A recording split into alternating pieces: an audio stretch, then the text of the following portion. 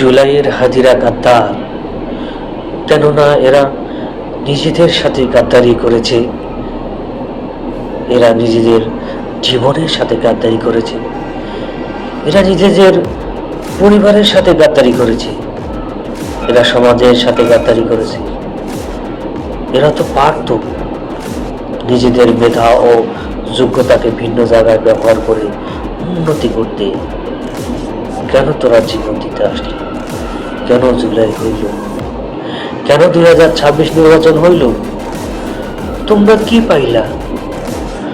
হ্যাঁ, তোমরা পেয়েছ মৃত্যু, অন্ধ হয়েছ, ল্যাংড়া হয়েছ।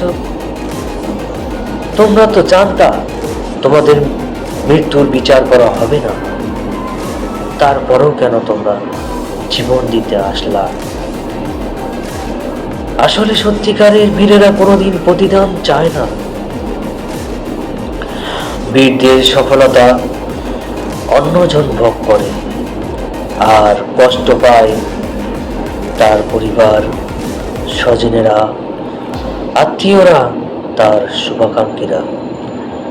স্বার্থের কাছে হাজিরা এখন রাজাকার, তুচ্ছ অপরাধী হওয়ারই কথা। আমি জাতি হিসেবে লোভী, স্বার্থপর, পাকা ব্যবসায়ী।